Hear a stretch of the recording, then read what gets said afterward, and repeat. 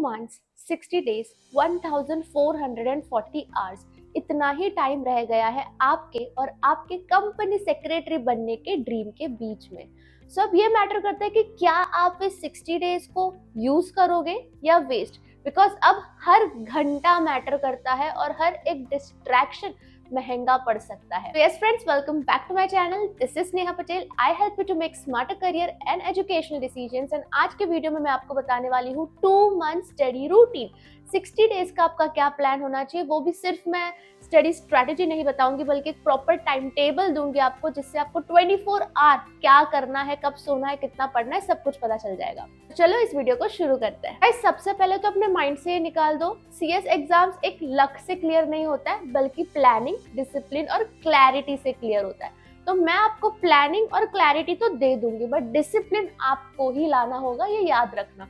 सबसे पहले हम प्लानिंग की बात करते हैं। तो गाइज, हमारा ये प्लान होगा कि जो बच्चे दोनों ग्रुप टारगेट कर रहे हैं दिसंबर अटेम्प्ट में, उन्हें 20 अक्टूबर तक पोर्शन खत्म कर लेना चाहिए। अगर आपका एक हाथ दो चैप्टर या एक हाथ दो सब्जेक्ट में कुछ चैप्टर्स बचते हैं, that is completely fine, but 20 अक्टूबर के बाद से आपको आपका सेल्फ स्टडी स्टार्ट कर देना है। जो बच्चे एक ही ग्रुप टारगेट कर रहे हैं, उनके पास 31 अक्टूबर का टाइम फिर भी बचता है, तब तक उन्हें अपने सारे पोर्शन खत्म कर लेना है। जो मल्टीपल अटेम्प्ट वाले बच्चे, क्योंकि उनका पोर्शन ऑलरेडी खत्म हुआ होगा, तो वो अभी सेल्फ स्टडी या फिर रिवीजन फेज में होंगे, तो वो 15 नवंबर तक भी अपना रिवीजन खत्म कर सकते हैं। ये मैं क्यों बोल रही हूँ, क्योंकि 20 नवंबर से 30 नवंबर तक के बीच आपको देना है मॉक टेस्ट, सेम डेट्स जो आपके दिसंबर के एग्जाम्स के होंगे। तो ये मॉक टेस्ट मिस मत करना, और मॉक टेस्ट के लिए तो आपके पास रैंकर्स वेव है ही।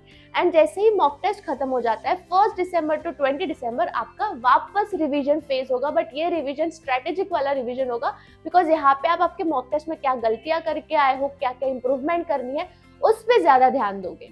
तो ये तो हो गया प्लानिंग। अब बात करते हैं क्लैरिटी की। जो बच्चे क्लियर है कि उन्हें दिसंबर में कौन सा ग्रुप देना है, कितना ग्रुप देना है, कंप्लीटली फाइन, वो इस वीडियो को आगे देख सकते हैं और पूरा टाइम टेबल जो मैं बताने वाली हूँ वो भी ऑब्जर्व कर सकते हैं। बट जो बच्चे अब तक कंफ्यूज्ड है, कुछ बच्चे ऐसे बिल्कुल होंगे जिन्हें नहीं पता होगा कि क्या वो एक ग्रुप दे, 2 ग्रुप दे, कितना दे, वो पोर्शन कंप्लीशन का डेडलाइन देख लेना। उस हिसाब तक अगर आपका पोर्शन खत्म हो सकता है तो वेल एंड गुड, बट अगर नहीं हो सकता है तो आप जून 26 या फिर दिसंबर 26 में अपना टारगेट अटेम्प्ट कर सकते हैं। जो बच्चे कर रहे हैं जून 26 या दिसंबर 26 में अपना टारगेट अटेम्प्ट, उनके लिए पीडब्ल्यू के सर्वर बैचेस पर दिवाली ऑफर चल रहा है, जहाँ पे 65% ऑफ मिल सकता है गाइज यहाँ पे आपको। एंड इन्होंने जून 25 सर्वर बैचेस में प्रूफ किया है, ऑल इंडिया रैंकर्स जनरेट किए हैं, AIR4 and AIR11।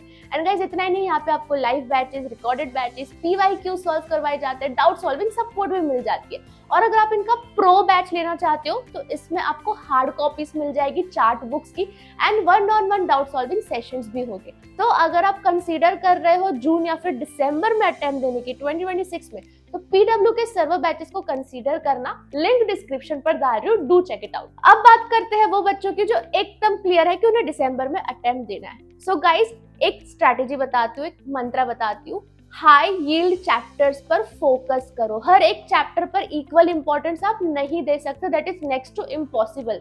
High yield chapters आपको कहाँ से पता चलेंगे?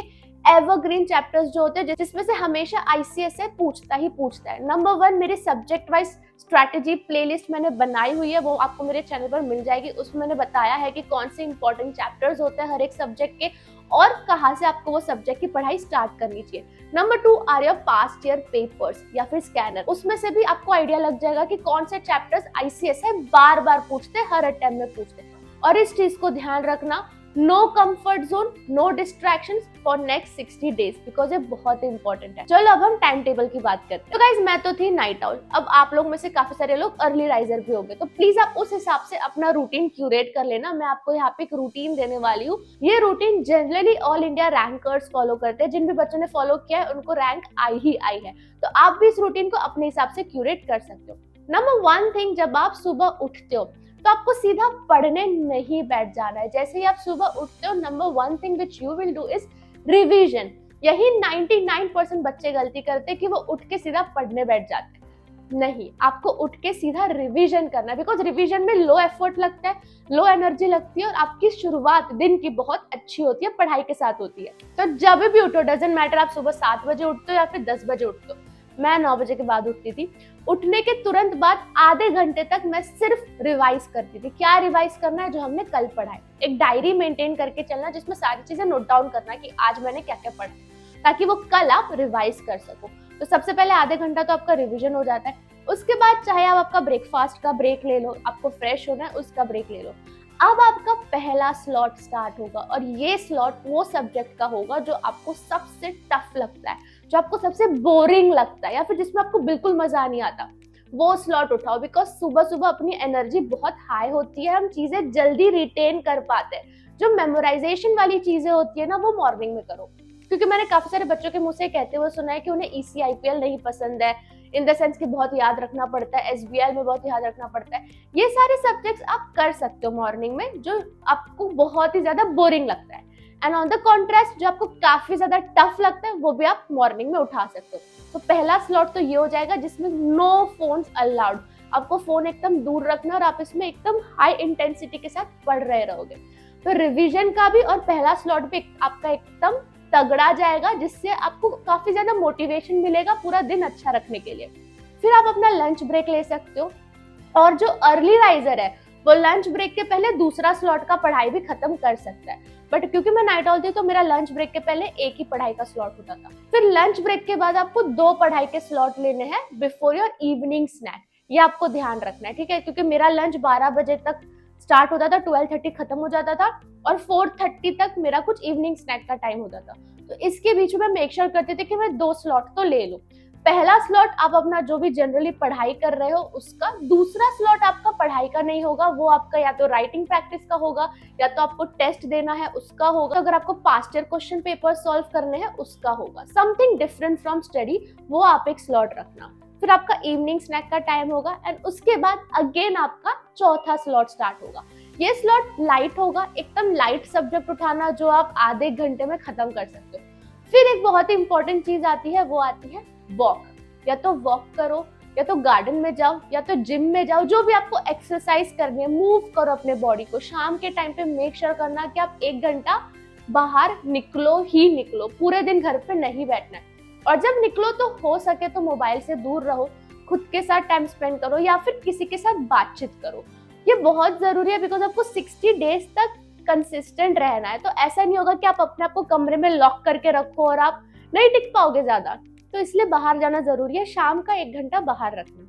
जैसे ही घर आओगे उसके बाद डिनर के पहले एक और स्लॉट कर लेना, ये भी लाइट रखना स्लॉट, कोई भी लाइट सब्जेक्ट उठा लेना। फिर आप डिनर करोगे, एंड डिनर के बाद अब मैटर करता है आप नाइट आउल हो या फिर आप अर्ली राइजर हो। अगर नाइट आउल हो तो मैं तो पूरा ही टाइम फिर रात को मेजर मेरा पढ़ती थी।